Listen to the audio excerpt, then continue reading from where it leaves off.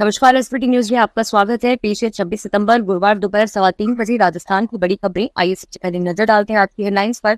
अब आसानी से होगा केंद्रीय कर्मचारियों का इलाज। जयपुर में प्रदेश बीजेपी कार्यालय में बैठक शुरू। राजस्थान के 12 शहरों की ठेके पर तैयार होंगे मास्टर प्लान। स्कूल में नमाज पढ़ने पर 2 अध्यापिकाएं निलंबित। प्रतापगढ़ जिले में सिलेंडर फटने से छत गिरी। और अब खबरें विस्तार से। केंद्रीय कर्मचारियों को केंद्रीय सरकारी स्वास्थ्य योजना का लाभ मिलता है और अब सरकार ने सीजीएचएस के लिए नई गाइडलाइन जारी की है।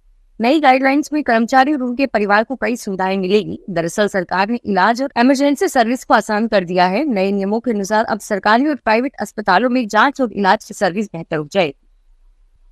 जयपुर में प्रदेश बीजेपी कार्यालय में महत्वपूर्ण बैठक शुरू हो गई है। बैठक में उपचुनावों सहित विभिन्न मुद्दों पर चर्चा हो रही है। भाजपा के राष्ट्रीय संगठन मंत्री बीएल संतोष तथा प्रभारी राधा मोहन दास अग्रवाल और सभी संभागों के पदाधिकारियों से विचार विमर्श कर रहे हैं। बैठक में राज्य विधानसभा के उपचुनावों की सदस्यता अभियान आदि पर मुख्य रूप से चर्चा हो रही है। राजस्थान में 12 शहरों की मास्टर प्लान ठेके पर तैयार होंगे। इसमें जयपुर के अलावा डीडवाना, अनूपगढ़, तिजारा, शाहपुरा, डी, फलूदी, अंता, प्रतापगढ़ आदि शामिल है और साथ ही 38 शहरों के लिए भी मसौदा तैयार किया जा रहा है।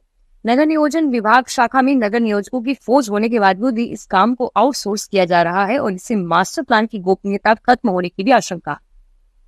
अजमेर जिले के बयावर में खास सीनियर सेकेंडरी स्कूल में स्कूल समय में शाला परिसर के अंदर 2 शिक्षिकाओं को नमाज अदा करने और विद्यार्थियों को नमाज पढ़ने के उकसाने के लिए शिक्षिका अस्मा परवीन को निलंबित किया गया है। अस्मा परवीन तृतीय श्रेणी व शगुप्ता सेकेंड ग्रेड शिक्षिका है। दोनों स्कूल परिसर में ही नमाज अदा करती है। विभाग ने इस बात की जांच कराई तो पुष्टि सही पाई गई और दोनों शिक्षिकाएं स्कूल परिसर में ही नमाज पढ़ती थी। राजस्थान के प्रतापगढ़ जिले के छोटी सादरी क्षेत्र के जालोदा के अंदर एक मकान में बीती रात गैस सिलेंडर फटने से एक ही परिवार के 5 लोग घायल हो गए। इसके बाद आसपास के लोगों और पुलिस से उन्हें बाहर निकाला और अस्पताल पहुंचाया, जहां उन्हें उदयपुर रेफर किया गया। अजमेर में सुभाष नगर फाटक के पास रेल लाइन पर बीती देर रात को संदिग्ध वस्तु नजर आने पर दादर सुपरफास्ट एक्सप्रेस को रोक दिया गया। इससे यात्रियों में दहशत फैल गई और रेल कर्मियों ने लाइन की जांच की तो वहां केवल एक कार्टन पड़ा नजर आया। इससे रेलवे अधिकारियों ने चैन की सांस ली। जोधपुर में आज एक कपड़े के शोरूम में आग लग गई और इससे दुकान में काफी नुकसान हुआ। पुलिस के अनुसार ये आग सरदारपुरा में सी रोड स्थित एक शोरूम में लगी थी। सूचना मिलने पर दमकल कर्मी मौके पर पहुंचे और आग पर काबू पाया। देश की राष्ट्रीय राजधानी से एक हैरान कर देने वाला मामला सामने आया है। बुधवार शाम को एक 16 वर्षीय नाबालिग टीवी का रिमोट लेकर एक बैंक पहुंचा, जहां उसने चिल्लाते हुए बैंक को बम से उड़ाने की धमकी दी और बैंक लूटने की कोशिश की। शिकायत पर पुलिस ने आरोपी लड़के को पकड़ लिया और घटना पश्चिमी दिल्ली के विकासपुरा इलाके की। राजस्थान में इंजीनियरिंग कॉलेज बीकानेर सहित प्रदेश के अन्य आंगी कॉलेजों में राजस्थान मैनेजमेंट एडमिशन प्रोसेस भर्ती प्रक्रिया के तहत फॉर्म भरने से चूके विद्यार्थियों के लिए संस्थान स्तर पर डायरेक्ट एडमिशन प्रक्रिया के तहत प्रवेश पाने का अंतिम अवसर दिया गया है। डायरेक्ट एडमिशन पाने की अंतिम तिथि 30 सितंबर निर्धारित की गई है। कोटा से प्रवेश पाने के इच्छुक विद्यार्थी शनिवार से कॉलेज में जाकर सीधे प्रवेश ले सकेंगे। राजस्थान राज्य शैक्षिक अनुसंधान में प्रशिक्षण परिषद ने शिक्षा सत्र 2024-25 में आयोजित होने वाले विज्ञान मेले की तिथियां निर्धारित कर दी है। जिला स्तर पर 3 दिवसीय विज्ञान मेले का आयोजन 7 से 19 अक्टूबर को किया जाएगा और इससे पूर्व स्कूल स्तर पर विज्ञान मेला 28 सितंबर को आयोजित होगा।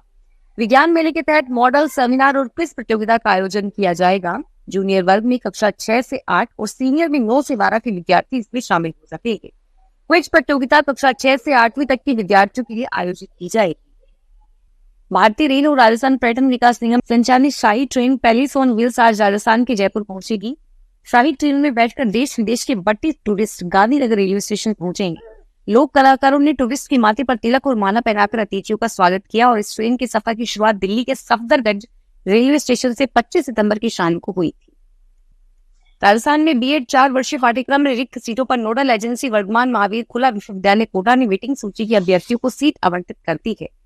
बीएससी बीएड पाठ्यक्रम में 4773 सीटें रिक्त है और बीएससी बीएड की रिक्त सीटों को भरने के लिए 3 गुना 14,319 अभ्यर्थियों की वेटिंग लिस्ट जारी की गई है। इन अभ्यर्थियों को 27 सितंबर तक फीस जमा कराकर 28 सितंबर तक कॉलेज में रिपोर्टिंग करनी होगी। यूनियन बैंक ऑफ इंडिया के कर्मचारियों ने 27 सितंबर को प्रस्तावित हड़ताल वापस ले ली है। All India union bank employ association तथा all India bank officer federation के संयुक्त तत्वाधान में हड़ताल का आह्वान किया गया था। All India union bank officer federation के संयोजक राजन गहलोत ने जोधपुर में बताया कि बैंक कर्मियों की मांगों को कार्रवाई होने के कारण हड़ताल वापस ले ली गई है।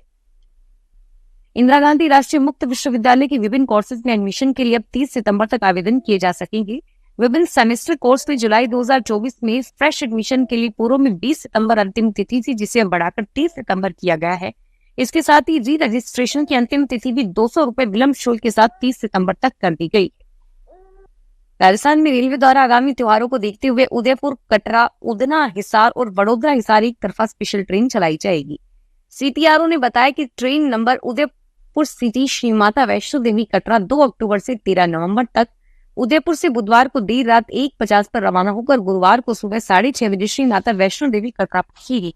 इसी प्रकार train number 09604 Shri Mata Vaishno Devi Katra Udaipur special 3 अक्टूबर से 14 नवंबर तक वैष्णो देवी कटरा से गुरुवार को सुबह 10:50 पर रवाना होकर शुक्रवार दोपहर 1:55 पर उदयपुर पहुंचेगी।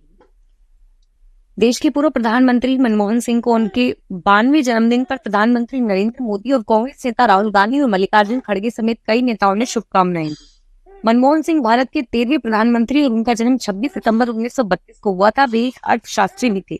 भारत की अर्थव्यवस्था को नए आयाम देने में उनकी नीतियों ने महत्वपूर्ण भूमिका निभाई थी। भारतीय कपास निगम लिमिटेड 1 अक्टूबर 2024 से एमएसपी पर कपास बेचने के लिए किसानों का पंजीकरण शुरू कर दिया है। पंजीकरण के लिए किसान निकटतम खरीद केंद्र से संपर्क कर सकते हैं। किसान मोबाइल पर भी कॉट हेली ऐप डाउनलोड कर सकते हैं या सीसीआई की वेबसाइट पर जा सकते हैं। किसी भी अन्य सहायता के लिए किसान निगम की सीसीआई शाखा या श्रीगंगानगर कार्यालय से भी संपर्क कर सकते हैं। दिल्ली विश्वविद्यालय छात्र संघ चुनाव में 25 सितंबर तक प्रवेश लेने के लिए छात्र वोट डाल सकेंगे। 25 सितंबर शाम 5 बजे तक जिन्होंने फीस जमा कर दी है, उन्हें मतदान का अधिकार DUSU चुनाव समिति की ओर से दिया गया है। जिन छात्रों के आईडी कार्ड नहीं बने हैं, उन्हें मतदान के लिए फीस की रसीद दिखानी होगी और द्वितीय और तृतीय वर्ष के छात्रों को मतदान के लिए आईडी कार्ड दिखाना होगा। प्रदेश भर में संचालित अन्नपूर्णा रसोई पर संकट के बादल मंडरा रहे हैं। सरकार ने कई जिलों में अन्नपूर्णा रसोई चलाने वाली संस्थाओं को महीने से भुगतान नहीं किया है। आर्थिक तंगी के कारण रसोई चलाने वाली संस्थाओं ने हाथ खड़े कर दिए हैं। अन्नपूर्णा रसोई में 8 रुपए में खाना मिलता है और पूर्ववर्ती कांग्रेस सरकार ने इंदिरा रसोई के नाम से चलती थी। 28 जिलों में यह रसोइयां संचालित है। दिल्ली से हरियाणा के लिए निकले सीएम भजनलाल शर्मा आज भाजपा के लिए पूरे दिन प्रचार करेंगे और जल्द ही जोधपुर हाउस से दिल्ली एयरपोर्ट के लिए रवाना होंगे। वहां से पानीपत जिले के समलाखा पहुंचेंगे। सीएम भजनलाल का यह दौरा भाजपा के लिए महत्वपूर्ण होगा। फिलहाल इस बुलेटिन में इतना ही और फिर हाजिर होंगे तमाम बड़ी खबरों के साथ। धन्यवाद।